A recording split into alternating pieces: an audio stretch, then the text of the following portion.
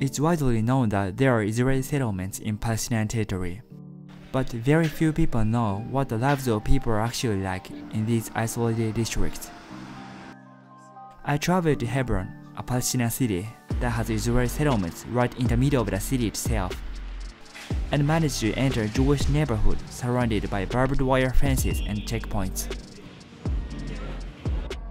In this video, I'm gonna share what I saw and experienced in this controversial section of Hebron. This video is the second video of my Hebron trip, so if you haven't seen the previous one, please check it out as well from the link in the description.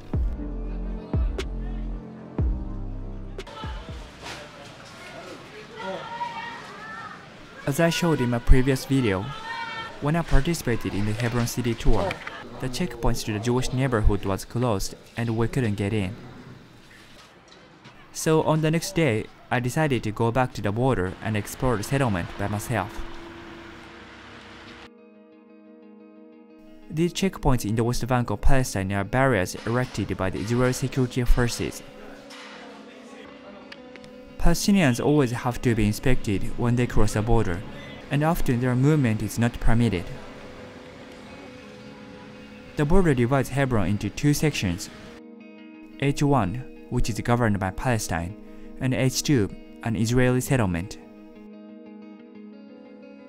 One of the key dividing points is the tomb of Abraham or Ibrahim, which is called Ibrahimi Mosque by Muslims, and the tomb of the patriarchs by Jews.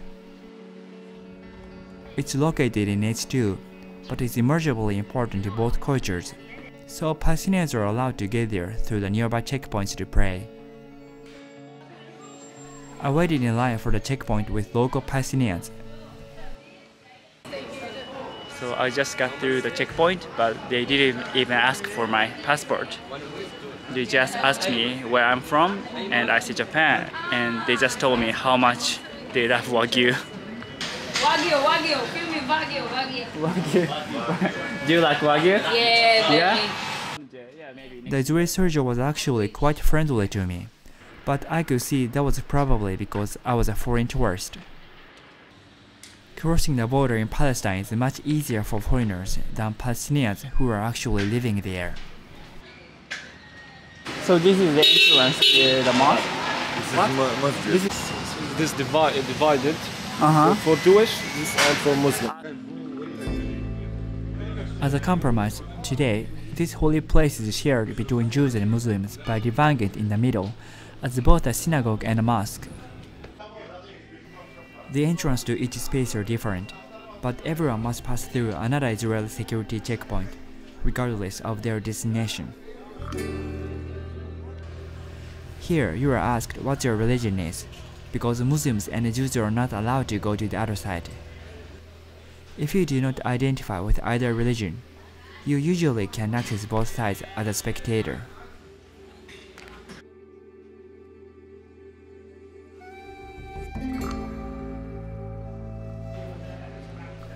The inside of the Muslim side was a beautiful and solemn mosque with Ottoman and Mamluk architecture, and I almost couldn't believe there was a synagogue on the other side of the wall.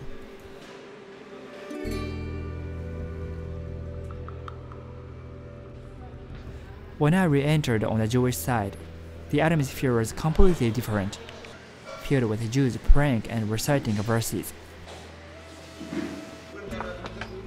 The 2,000-year-old building was built by King Herod the Great, and is considered to be the oldest continuously used prayer structure in the world, which also has a contentious and bloody history over the centuries and even today. The building was not always segregated between Jews and Muslims like it is today. It has passed hands from Jews to Christians to Muslims over time. While there have been numerous attacks at or near the site, often targeting Jews, the most notorious event for Palestinians is the 1994 massacre. In February 1994, an Israeli-American settler opened fire on the mosque, killing 29 Palestinians and injuring 125 others. Some Palestinians even believed the Israeli military knew the attack was going to happen. Meanwhile, Some Israelis believe that the settler was acting in response to reports of an impending terror attack on Jews at the site. In response to the 1994 attack, the Israeli Defense Force closed the mosque for 9 months and built up military checkpoints. The next year, it was agreed that the site will be divided for use as a synagogue and a mosque, while Jews and Muslims are only permitted access to the other side on their 10 religious holy days of the year. Neither side is particularly happy with this arrangement, but that's how the holy site is shared today.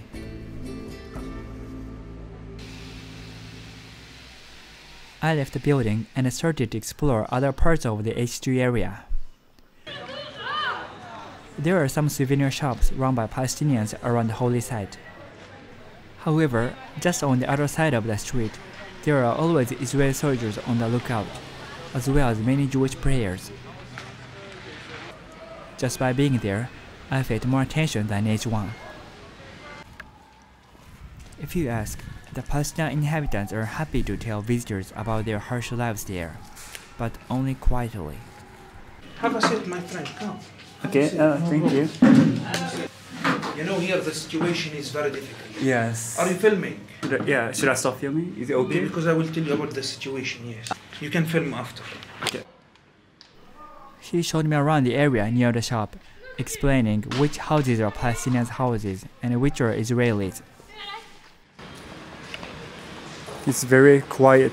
Yes, it's all closed here. Yeah. His little tour ended quite simply because he couldn't go further.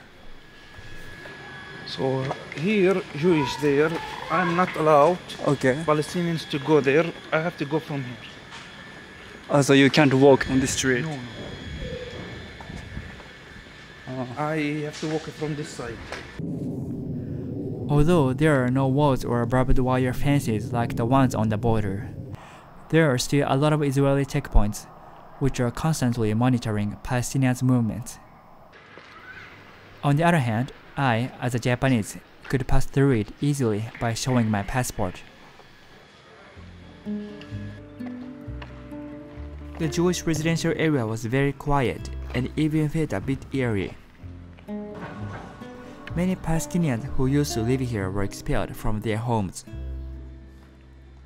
Sometimes I found signs of Jewish life there, but mostly I just saw a lot of Israeli flags and graffiti of the Star of David, the Jewish symbol drawn on the wall of houses.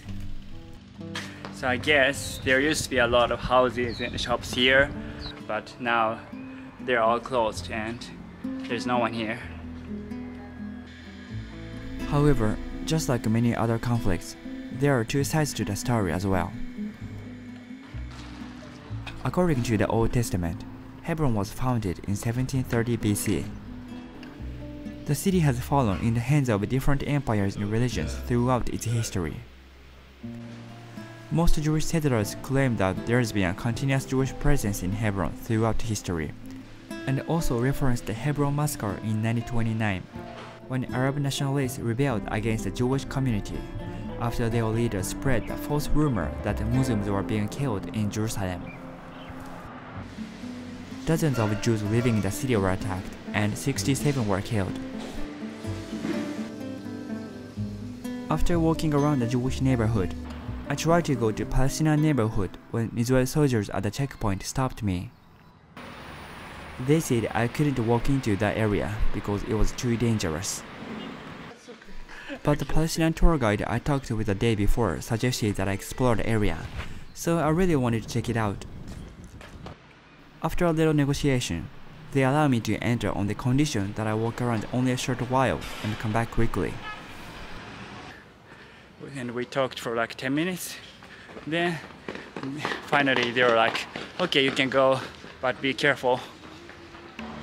I was not sure if they meant it's dangerous for Jewish people or for foreigners. This area was also quiet with a lot of abandoned houses, but I met some Palestinian people. Hello. Hello. Hi. Hello.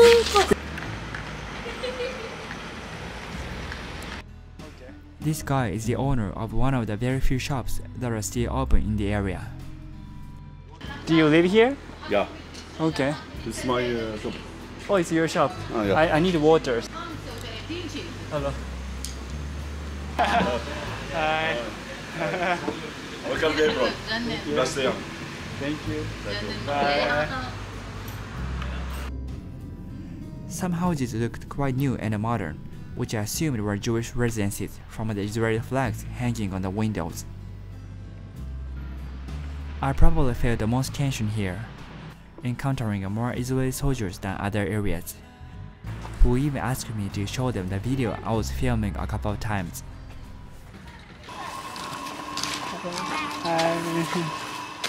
Today, the Palestinian population in H2 is declining due to the impact of Israeli measures, including extended curfews, restrictions on pedestrian movement, the prohibition of vehicle movement, and the closure of shops and other commercial buildings. All of the above applying only to Palestinian residents. Personally, I oppose the Israeli settlement, since I consider it to be a clear violation of human rights forced on Palestinians, and it's also against international law. However, the visit to Hebron once again reminded me that each side has their own perspective. When you ask Palestinians, they'll tell you how Israeli soldiers have suppressed and killed so many Palestinians. But when you ask Israelis, they'll tell you about the people who died from Palestinian suicide bombings. Hebron is the burial ground of the patriarchs and one of the most sacred cities for Jews and Muslims alike. It's very sad that instead of promoting a connection between the main monotheistic religions, this has made Hebron the most fought-over city on the West Bank.